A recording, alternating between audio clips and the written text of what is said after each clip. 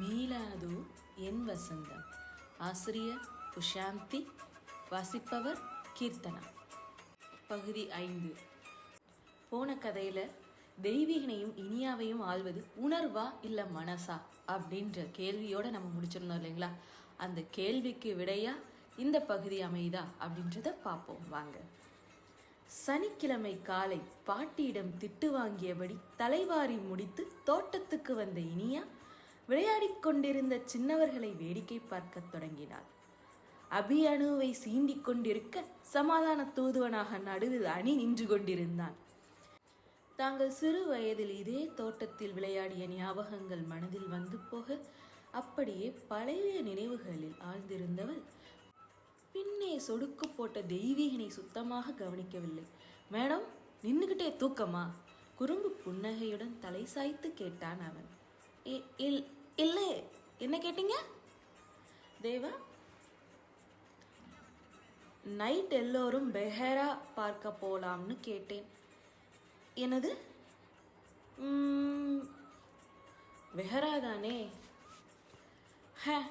கண்டிக்கா. யார் யார் போகிறோம்? லைட்ஸ், யானின்னு பசங்க நல்லா என்ஜாய் பண்ணுவாங்க. பவி, சயந்தன், அபி, அனி, நான், அனு, நீ. சாத்வி வரலையா? அவன் வந்தாத்தான் மேடம் வருவீங்களோ? இல்லை, காணும் தான் கேட்குறது ஒரு தப்பா தெய்வா? அவன் கண்டிதான் போயிருக்கான். நைட்டு நேராகவே வந்துடுவான். இதுவரை இருந்த இலக்கம் மறைய தோள்களை குலுக்கிக் கொண்டு நகர்ந்து விட்டான். அப்பா, அதிசயமா சிரிச்சிருக்கானே நினைச்சேன். அதுக்குள்ள முருங்கை மரம் ஏறிடுச்சு வேதாளம். கிச்சனுக்கு போய் அத்தை பாட்டிக்கு உதவியபடி பேசிக்கொண்டிருந்தவள் சற்றென்று வந்த ஞாபகத்தில் பரபரப்பானாள். பாட்டி, பெர்ஹராவுக்கு நாம லைட் கலர்ஸ் தானே உடுத்தணும். அதுவும் கொஞ்சம் லாங் ஸ்கர்ட் என்கிட்ட இல்லையே. தன் கையில் யாரோ சுரண்டவும் கீழே பார்த்தவள் யோசனை முகத்துடன் நின்ற அணுவை கண்டாள். என்னம்மா, பொண்ணுங்க கண்டிப்பா லாங் ஸ்கர்ட் போடணுமா? என்கிட்ட அது இல்லையே. அதுக்கா இந்த குட்டி பொண்ணு யோசிச்சா? பாட்டி, நாங்கள் ஷாப்பிங் போகிறோம். ராமண்ணா ஃப்ரீயா? ஏய் நித்து, ஒரு முடிவு பண்ணால் முதல்ல பெரியவங்க கிட்ட கேட்கணும்னு எத்தனை தடவை சொல்கிறது? அணுவுக்கு அவங்க அப்பா ட்ரெஸ் வாங்கிட்டு வந்திருக்கான். அப்புறமா காட்டலாம்னு நினச்சேன். ஓ குட்டி, உன் ப்ராப்ளம் சரியாயிடுச்சு. அத்தை, பவி அக்காவோட கப்போர்டை திறந்து எனக்கு ஏதாவது மேட்ச் ஆகுதான்னு பார்க்குறேன் என்றபடி ஓட ஆரம்பித்தவளை மறுபடியும் அந்த பிஞ்சு கைகள் இழுத்து நிறுத்தவே அவள் அருகில் குனிந்தாள். அத்தையோட அது உனக்கு பெருசா இருக்கும் என்று அணு சொல்ல, ஓ என்றபடி நிமிர்ந்தவளை பார்த்து சிரித்தபடி, ஏய் நித்து, என்னோட ரூம்ல தேவா வாங்கிட்டு வந்த பார்சல் இருக்கு, போய் பாரு. உனக்கும் ஒரு ஸ்கர்ட் வாங்கி வந்திருந்தான் என்று அத்தை கூறவும் அதிர்ச்சியாகி வாயை பிளந்தாள்.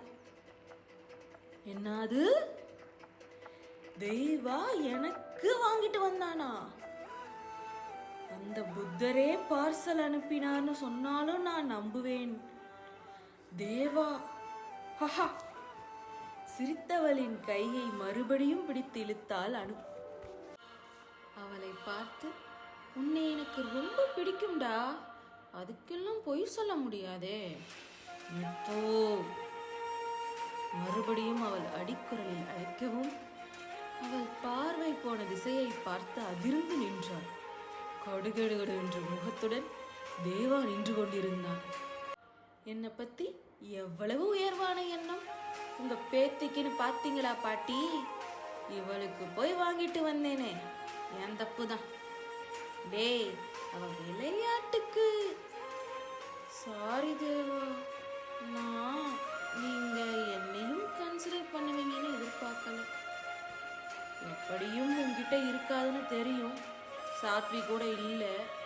ஸோ மறுபடியும் நான் தான் அலையணும். அதனால தான் அணுவுக்கு வாங்கும்போது உனக்கும் வாங்கினேன். பாரு, பிடிக்கலன்னா மாத்திக்கலாம், ராமண்ணா ஃப்ரீ தான் என்று அவளை பார்க்காமலேயே சொல்லிவிட்டு விடுவிடுவென்று வெளியேறினான் தெய்வீகன். அவள் கண்களில் நீர் கரித்தது. நான் ஒன்றும் உனக்காக பார்க்கவில்லை என்று அல்லவா சொல்கிறான். நித்துமா, அவன் கிடக்கிறான், நீ போய் பார்த்துட்டு உனக்கும் அணுவுக்கும் மேட்சிங்கா டாப்ஸ் எடுத்து வைக்கிறியா? உதட்டை கடித்து தலையை ஆட்டியபடி திரும்பியவள் ஹாலில் அவள் கால்களை இழுக கட்டிக்கொண்டு, அப்பா ரொம்ப திட்டாரா? சாரி நித்து என்று கேட்ட குழந்தை முகம் உருக்கிவிட அவளை கட்டிக்கொண்டாள். அபியும் அணியும் வேனின் கண்ணாடி வழியெல்லாம் அந்த வாகனங்களை நோக்கி கூ என்று ஒலி எழுப்பியபடி வர சிலர் பதிலுக்கு கத்தியும் சிலர் கையசைத்தும் அவர்களின் உற்சாகத்தை அதிகப்படுத்தினர். அணு வழக்கம் போல் அவர்களின் அருகில் அமர்ந்து அவர்களை பார்த்து சிரித்துக் கொண்டிருந்தாள். சயந்தன் முன்சீட்டில் அமர்ந்து வண்டியோட்டும் தெய்வீகனுடன் பேசிக்கொண்டு வர, பவியோ தான் கொண்டு வந்த சாமான் பிளாங்கெட் சகிதம் தன் குட்டி வானரங்களை எவ்வாறு அந்த ஜனக்கூட்டத்தில் சமாளிப்பது என்ற யோசனையில் மூழ்கியிருந்தாள். போதாக்குறைக்கு ஊர்வலத்தில் வரும் யானையொன்றின் வாளை பிடித்து முறுக்கப் போவதாக அறிவித்து அபி பயத்தை கிளப்பியிருந்தாள். குட்டிசுடன் அமர்ந்திருந்தாலும் இனியாவின் மனம் அவர்களிடம் இல்லை. தெய்வாவை பற்றியே சுற்றி கொண்டிருந்தது. அவன் அவளுக்கு வாங்கி கொடுத்த ஸ்கர்ட்டை பார்த்தால் கடமைக்கே என்று வாங்கியதைப் போலவா இருக்கிறது? கணுக்கால் மட்டும் வழிந்து உடையின் இறுதியில் வெள்ளி மணிகளும் நெடுக்கவாட்டில் வெள்ளி நூல்களுமாய் ரொம்ப அழகா அந்த ஸ்கர்ட். அனுடைய ஸ்கர்ட் கூட அவ்வளவு அழகுதான். வெண்ணிற உடலில் மெல்லிய பிங்க் அலைகள் கொண்ட உடை அவளது. மகளுக்கு எவ்வளவு அழகாய் வாங்கிவிட்டு அவளுக்கு சாதாரணமாய் வாங்கக்கூடாது என்று நினைத்திருப்பான். எப்படி நினைத்து வாங்கினாலும் முதல் தடவை தெய்வா அவளுக்கு வாங்கி தருவது. தலாத மாளிகைக்கு அருகிலேயே அவர்களால் நெருங்க முடியவில்லை. டிராஃபிக் ஒரு புறம், வீதி தடைகள் ஒரு புறம் என்று ஒரு வழியாக எங்கோ பார்க் செய்துவிட்டு ஜனக்கூட்டத்தில் மிதந்து அருகில் போகத்தான் பவி எதற்காக பிளாங்கெட் தூக்கி வந்தாள் என்பது புரிந்தது இனியாவுக்கு. ஊர்வலம் போகும் வழியின் ஒரு புறம் உள்நாட்டவர் வெளிநாட்டவர் பாகுபாடின்றி தமக்கொரு இடத்தை பிடித்து மக்கள் சமுத்திரம் அமர்ந்திருந்தது.